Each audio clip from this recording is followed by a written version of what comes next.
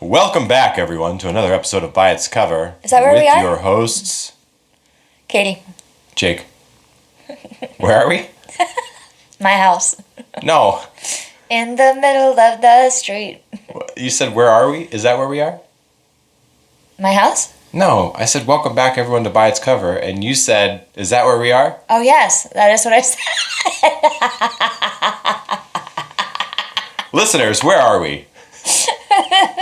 There's a song, actually. There's a song for everything that reminds me of something. Uh-huh. But there's a song by an obscure band called, I think it's The Cranes. Okay. And the whole ambiance of the song reminds me of like wasps, like the inside of a wasp nest or something, but like a person walking into it. And it's like a huge wasp nest, or the person's like really, really tiny. Okay. And you're walking in, and the soundscape is very much like "bow, bow," and it reminds me of that. Okay. And then the singer goes, "Where am I?" And every time I ask where I am, or anybody asks where they are, or there's a joke about it, I initially think of "Where am I?" And it's that song inside of a wasp nest. I have one for you. Okay. Anytime that I'm in a new city and I'm with someone and they say, or anytime I'm with someone and they say, this city looks so pretty, I say, do you want to burn it with me? Oh my God, what song is that? It's a I know Hollywood that. Undead song. It is. Yeah. That's a good album. Mm-hmm. Yep. Cool. High school angsty. Yeah. Let's burn cities, yeah. I'm a contrarian, yeah. Skibbity toilet. I get artists in the ambulance whenever I'm in an ambulance. You get what? Artists in an ambulance. What is that? I think it was by... I don't know, I'll find it. I'll link it in the Oh, you know, show the notes. occasional time you're in an ambulance. Right, just, every once in a while. Once or twice a year. Fuck off, man. Hey, you've had more than me.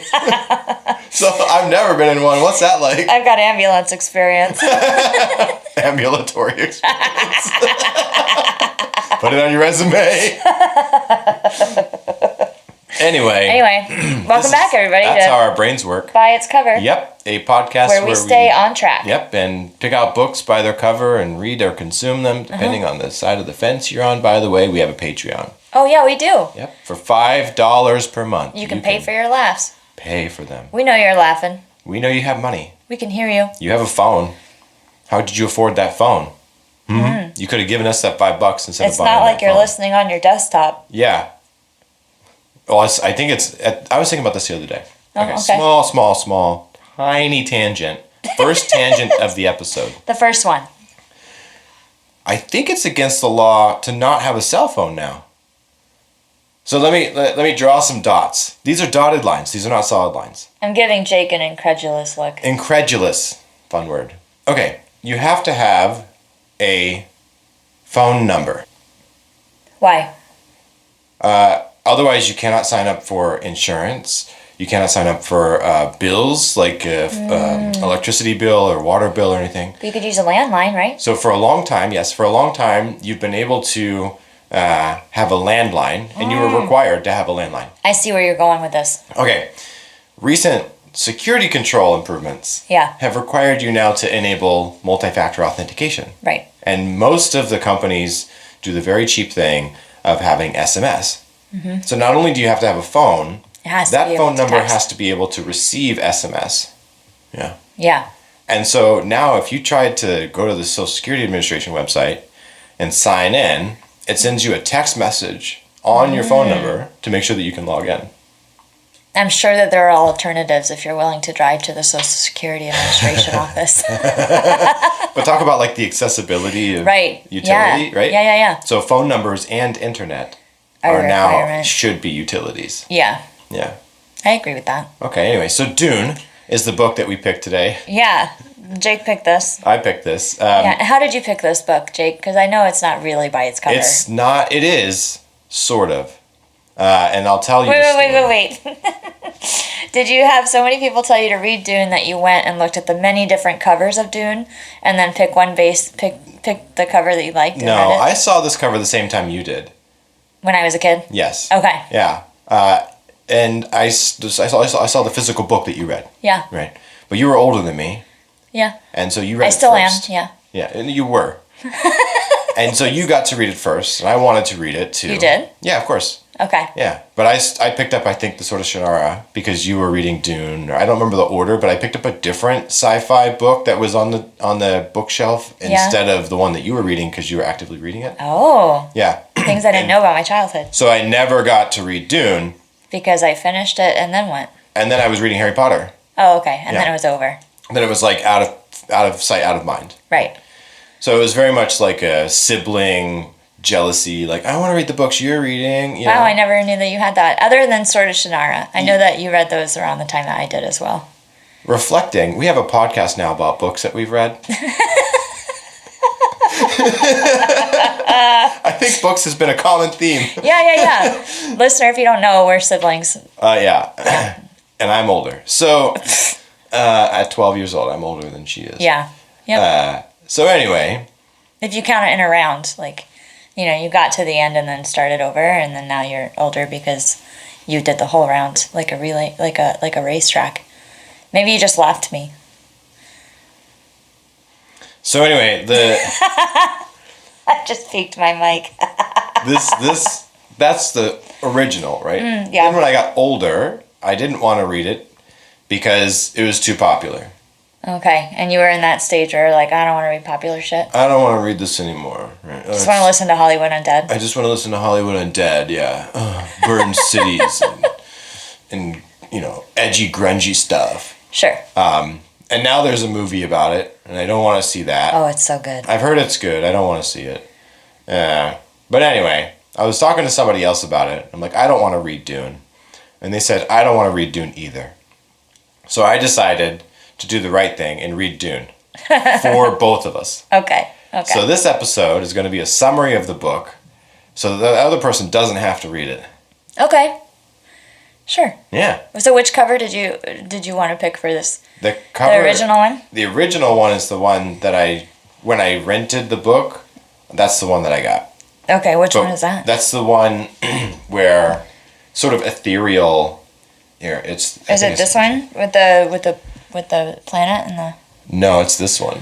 Oh yeah, that is an older one too. Yeah, listeners, I hope you enjoy what we're showing each other. Right.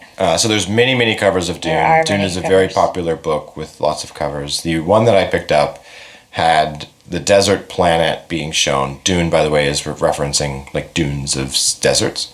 Mm-hmm. Showing a desert planet with ethereal-looking people and ethereal-looking buildings, but very desolate sort of planet. But the one that you saw when you were a kid.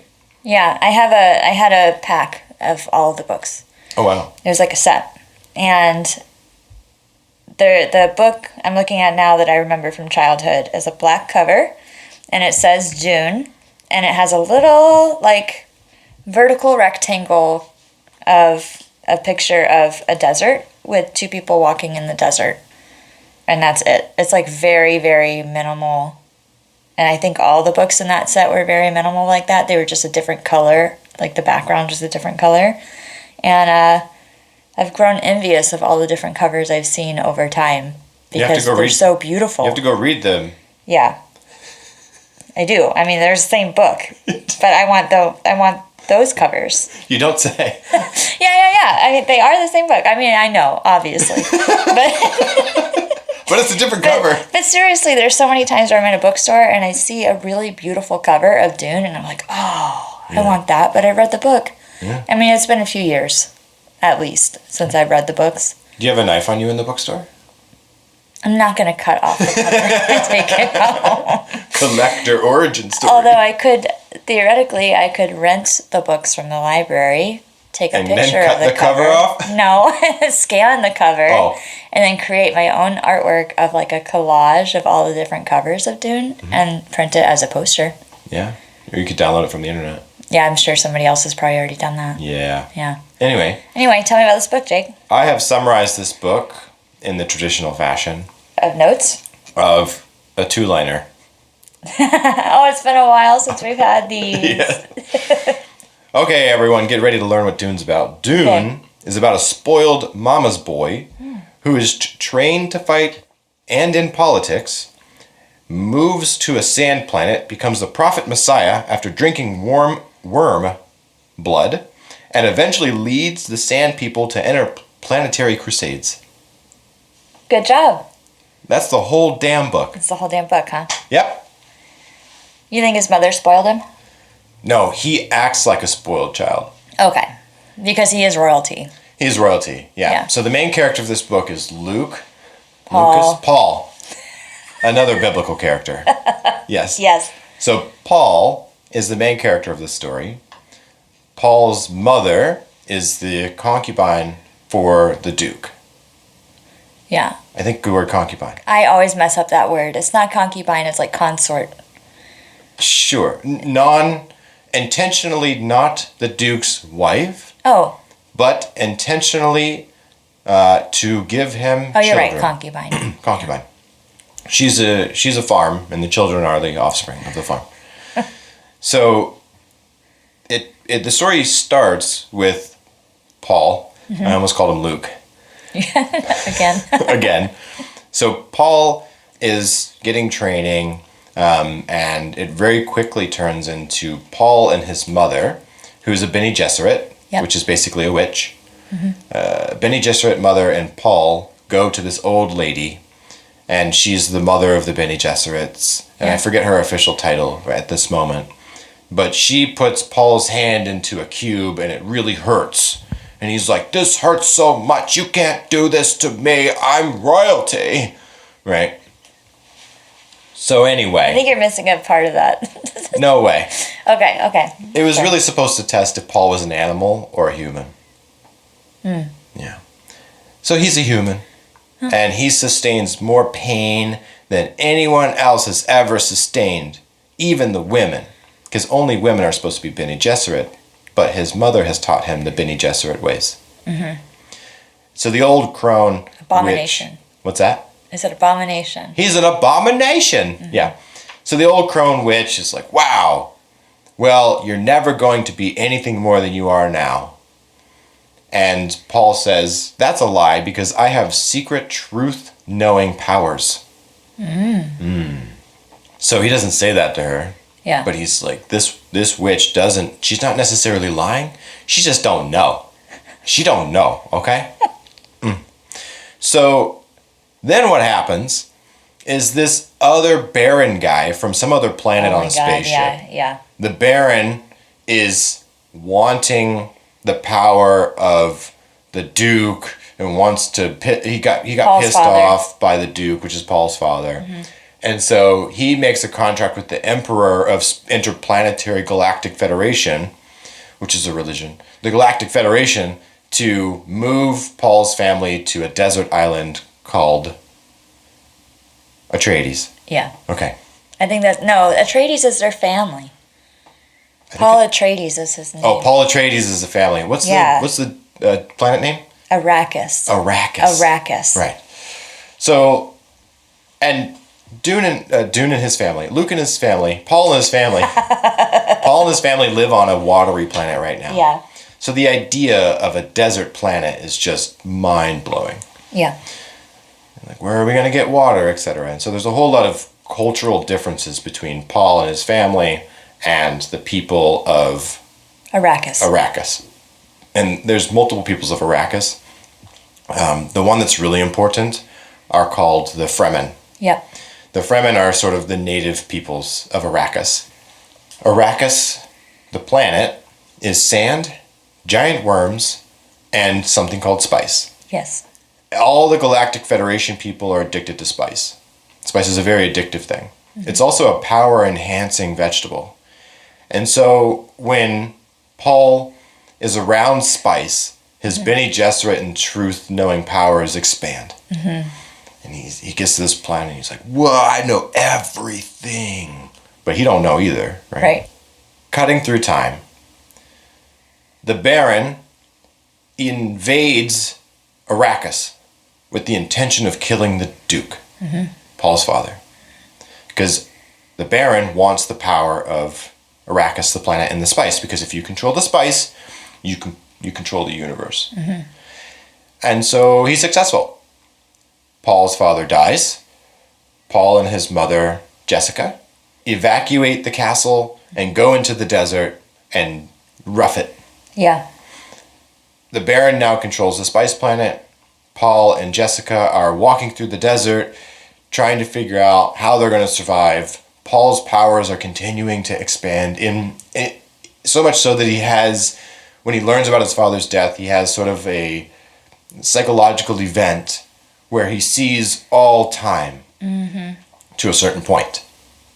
He's blocked from seeing past that point, but he knows what's going to happen up until that point. Right. Eventually, they find sort of an outcropping of the Fremen people.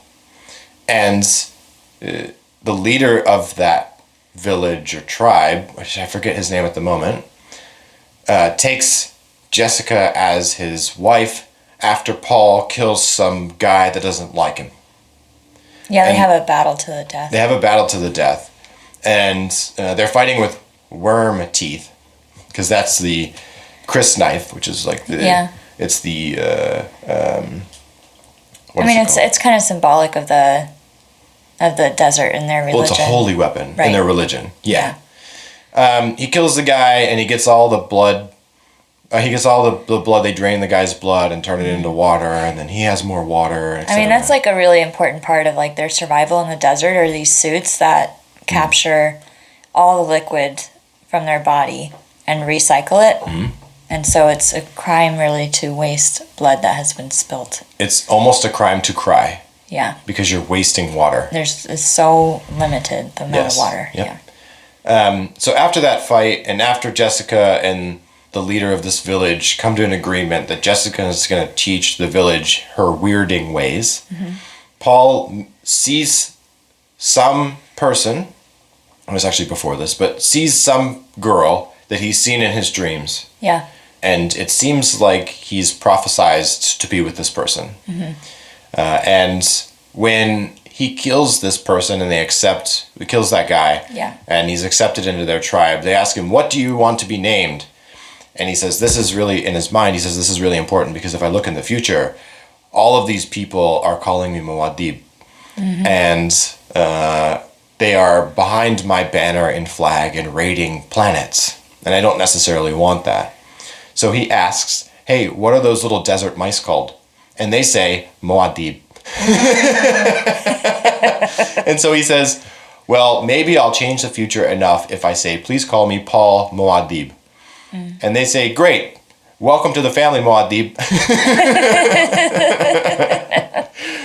And everyone's kind of freaking out, because the prophecy states that outsiders to the planet will come and lead the Fremen to true glory and interplanetary raids and all of that, right? They will become the dominant species or dominant peoples of the universe. They'll regain their planet as well. They'll regain their planet as well. Has been taken over by the Empire.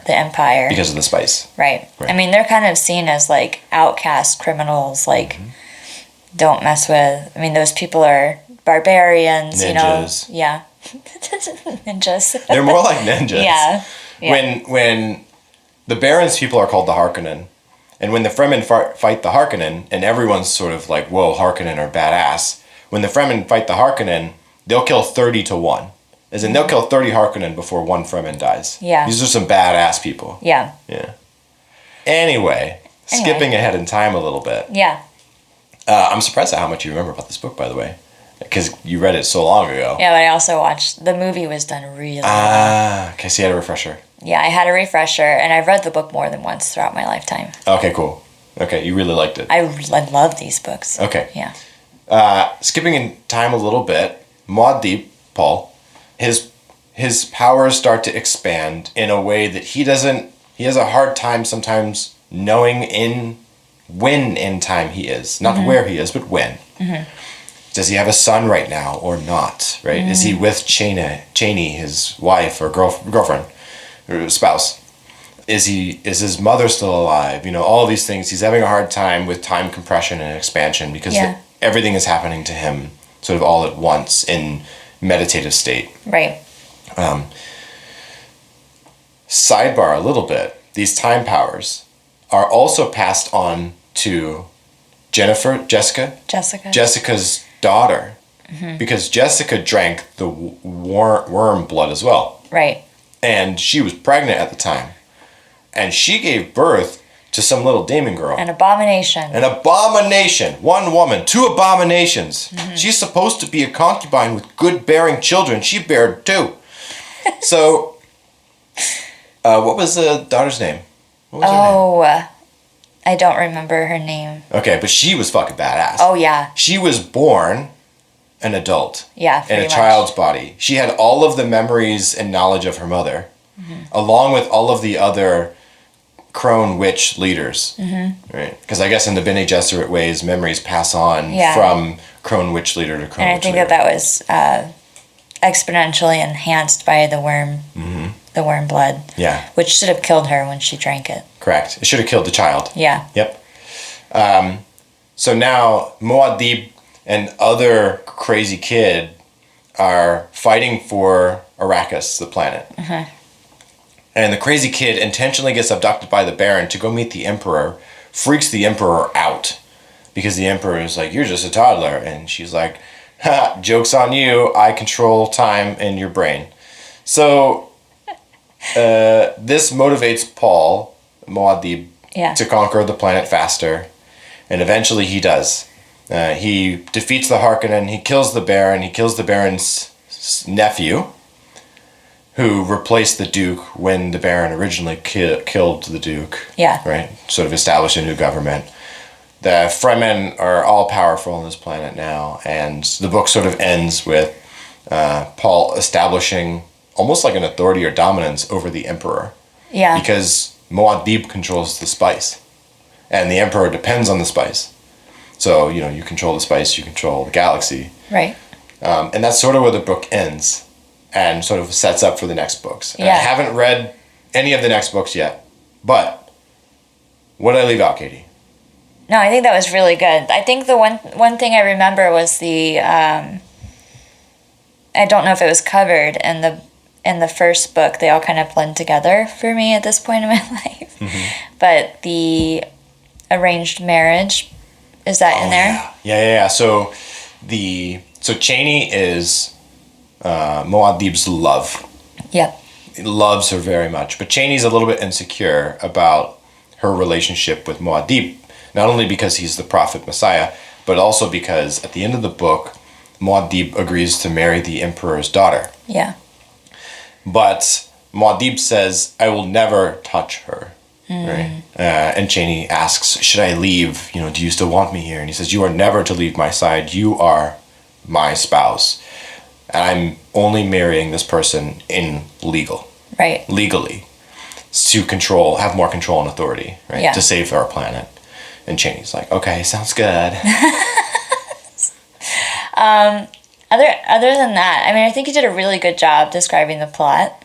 For anybody who hasn't watched the movies or read the books, I think some of the imagery could be expanded a little bit more. Like the worms and the spice and the effect on the body and like the worm. Oh my god. Okay, this is one of my favorite parts of this book. The worms are fucking cool. The worms are awesome. They're like these big, giant sandworms, and, when you walk on the desert, they can hear your footsteps, and you become a target. And the Fremen have learned over all the years that they've evolved and adapted to the desert and worshipped the worms as I think worship is a fair word. Respected. Yeah, that's what I'm... Not idolized, but just respect. They have a huge amount of respect for the desert and the worms. And they have learned how to ride the worms as well. That was in the first book, right? That was in the first book. So think Tremors, if you've ever seen the movie Tremors. The worms are described very similar to the worms in Tremors. And they act very similar too. You touch the ground, the worm's going to come up and try to eat it. There are other instances of this kind of thing. There's in Oru, the second Oru game, there's the sandworms, which I loved that that's a good game. Part of the game because of the sandworms. And then also in Legend of Zelda, the newest game, not Breath of the Wild, but Tears of the Kingdom. I guess they're in Breath of the Wild too. There's sandworms in the desert. In those games too. Do I remember that? Anyway, doesn't matter. Yeah. Well, they're kind of more like walruses or something. They're a little different shaped. But yeah, I think it's a common theme throughout history, this idea that the predatory worms under the ground. Mm-hmm. And the Fremen have learned to use thumpers to thump the ground. They bring the worms. They use these hooks to hook onto the scales of the worms, and then they climb on the back of the worm and guide the worm where they want to go. Yeah. Super cool. I love that imagery of that and everything. And then the spice also turns the eyes blue. Completely blue. No whites. Completely blue. No whites. Right. All blue. All blue. Mm-hmm. And that's the trademark of a Fremen. Yeah. Because the Fremen grow up on a diet of spice. Right. Mm. So they're spice overload, kind of. And that's kind of looked down upon, I think, the blue eyes and the spice overload. Mm-hmm. They're seen as like savages. Right, yeah, they are seen as savages. The mining operation for the spice is a pretty big deal. Mm-hmm. Very dangerous, obviously, because of the worms and like all the noise that you're making. I loved when I read the books, I loved the body suits and like the amount of imagery that went into the survival aspect of being in the desert. I thought was super cool. Mm. What did you love about this book? What did you not like about this book? I don't think I liked this book. Okay. Because the book, I loved the imagery. The imagery was very good. Mm-hmm. I love anytime that there's time powers or death powers. I see them going hand in hand because if you can define time, you can define death. I like books about that, probably because of early impressions of On a Pale of Horse. Mm-hmm. So I really liked that stuff. I didn't like how the book was a series of cutscenes where people are talking like a sitcom. You clap or you laugh after each scene. There was very little action other than the fight between Paul and the guy that didn't like him in the first Fremen village. Yeah. And other than the final scenes where Paul is going to kill the emperor or kill the baron and betroth the emperor's daughter, you hear more about the action through words than you are told about the action through actions. Interesting. Yeah, and so I don't like politics. I don't like the news. Oh yeah, this book is a lot of politics. This book is heavy politics. Yeah. I have cut out thousands and thousands of lines of politics to summarize the book. I could see when you put it that way why you wouldn't like this book. Yeah. Yeah. I like the weird shit though. Yeah. Weird shit's dope. So will you watch the movie? No. Interesting. Because I'm still a contrarian. So you have not evolved past 12. I'm still 12. I think I did watch, I think, the original movie. Oh, I think the original movie probably did a better job than the new movie. Oh, I disagree. I'll have to watch okay, here's the deal. You and I are going to watch the movie together. Okay. Okay, you're going to pay for it. Oh, yeah. And at the end, we'll come back in a couple episodes. Heck yeah. And we'll say which one Jake prefers more, the new one or the old one. Because it sounds like you like the new one better. I hated the old one. So I watched the older one. I think it was a 3-part. I think there's a couple different older ones. Okay. The one that I watched when I was a kid, not long after reading these books, which was like, I think middle school. Okay. I think it was the 3-part series. And I hated it. Really? Like it's 3 VHS tapes. Yeah. But it was like, it was, I think at the time where, CGI was not very good and like the effects were poor and there were some aspects of it that I just like, I hated the way they portrayed the Baron. It was not like I had imagined in the book and all the things that you do when you read a book and you want to see it on film and you want it to be like you envisioned, right? Right. It's part of the natural letdown of a movie made by off of a book. Mm-hmm. But when these movies came out, like it's the 2020s and we have excellent CGI and film, like video effects and really fucking good at it right now. Spoiled. Yeah. When we're recording. Right. Which is in the 2020s. Right. Oh, you're right. I mean, it could have been 2016 or 2047. When we recorded this. Right, yeah. Yes. Yep. But, oh my God. It was just like, I watched this movie, and I was so excited to see it. And my husband, I don't think, has ever read the books. He no idea what Dune is. He's like, what is this? And I'm like, you don't understand. Like, this is like a pinnacle story of my childhood. Like, these books were like one of the first series I think I ever read. I think they might be the first series I ever read. Either that or Lord of the Rings, right? And I wanted to go to the movie theater to watch it, and it did not disappoint me in any part. Wow. Like, I loved the way it was so freaking good. I've watched it multiple times. The sequel was good. I just like, yeah, I would be more than happy to watch that with you and come back and rewatch the old ones and redefine what I hated about them. Yeah, we should totally rewatch the old ones. I'm told by a source, one of my sources. A source. Yes, one of my sources, a trusted source. Close to the issue. Close to the issue. Has told me that he likes the old movies better because he feels that it represents how weird the book is. Interesting. Feels weirder. It does feel weirder. The old ones. Yeah. Yeah. Interesting. We're going to have to get a VHS player. I'm sure that we can find it streaming somewhere. But why stream it when you could own it? We'll just set up a camera in front of the TV. Legal. Totally. You film something in your house. For your own use. For your own use. Yeah, that is legal. That's when you start distributing it. Right. Don't sell it. Yeah. Yeah, I would love to do that. Are you going to read the sequels? No. Dang. Because I don't like politics. And the story is good, but getting to the story, it was arduous. For me. Okay. Yeah, I don't like political stuff. I'm boring. Okay. I'm glad you read this book. I'm glad you're glad. Yeah.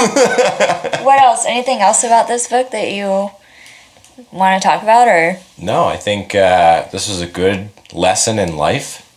I was right when I was 12. I'm still right when I'm 12. You're fine to just never read this book. I was, yeah. I'm so excited for you to watch the movie with me. He wants me to be excited about Dune. It's okay. You don't have to be excited about it, but I love watching the movie. Yeah. And I will take any opportunity to rewatch it. Okay. Okay. Sounds it was good. just like the way that they were able to do the worms and the everything. It was just like magical to see it on screen. Okay. Magical. Yeah, we'll come back in a few episodes and let you know how it goes. Yeah. Any more spoopy books coming up? What are we reading next? Next, we're reading Spoopy Gut Health.